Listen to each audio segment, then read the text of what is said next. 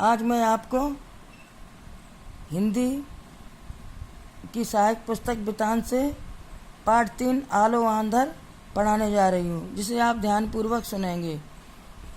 आत्मकथात्मक अथवा आत्मवृत्तात्मक शैली में लिखित यह रचना एक सामान्य कामकाजी महिला के जीवन संघर्ष से जुड़ी है। इसके साहित्यिक व्यक्तित्व के अभ्युदय की दास्तान है कि किस प्रकार एक आम आदमी जीवन की तमाम परेशानियों और विपदाओं को झेलकर अपने जीवन की मौलिक जीवनी शक्ति और रचनात्मक ऊर्जा को बचाए रखता है। इस पाठ के माध्यम से हमें यही देखने को मिलेगा।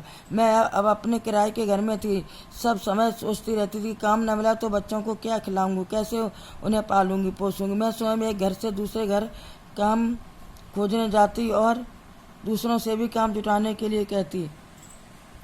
इस पाठ में लेखिका ने अपना आत्मवृत किया। अपने जीवन संघर्ष को बताते हुए वह कहती है कि वह किराए के घर में रहती थी। कोई काम न मिल पाने की स्थिति में हमेशा उसे अपने बच्चों के पालन पोषण की चिंता लगी रहती थी। आसपास के लोग हमेशा उससे तरह तरह के प्रश्न करते थे, जैसे तुम्हारा पति कहाँ है, किराया कैसे दोगी, आदि आदि। लेखिका स्पष्ट करती है कि लोगों द्वारा की जाने वाली तरह तरह की बातें सुनकर वह न किसी से मिलना जुलना चाहती थी, न किसी से बातचीत करना चाहती थी। पास पड़ोस की औरतें उसके प्रति दया प्रदर्शित करते हुए तथा कुछ कौतूहल और जिज्ञासा के लहजे में काम मिल जाने का भरोसा दिलाती।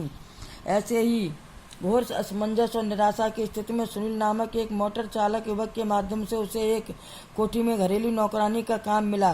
घरों में काम करते हुए घरेलू नौकरानियों को जिन असामान्य परिस्थितियों से रूबरू होना पड़ता वह लेखिका के सामने भी आई।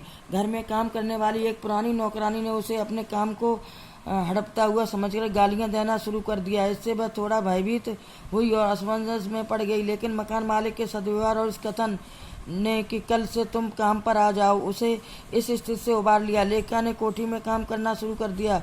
उसके कार्य से प्रभावित मकान मालिक ने एक दिन उससे प्रश्न किया कि वह इतना सारा काम इतने कम समय में अच्छी तरह से कैसे कर लेती है। लेखिका ने बताया कि घरेलू कामों का अभ्यास हुए बचपन से ही है, क्योंकि बचपन में ही वह बिन माँ की हो गई थी। उसने यह भी बताया कि व्यवस्थित रूप से उसके पढ़ लिख न पाने के पीछे भी यही कारण है। मकान मालिक सहृदय और दयालु प्रवृत्ति के थे। उन्होंने लेखिका से पढ़ने लिखने के बारे में पूछकर उसके बच्चों का दाखिला पास के स्कूल में करा दिया। लेखिका के अनुसार वह बच्चों को स्कूल लाने लगी और उसके पश्चात कोठी का सारा काम करने लगी। बच्चों शेष पाठ कल पढ़ाएंगे।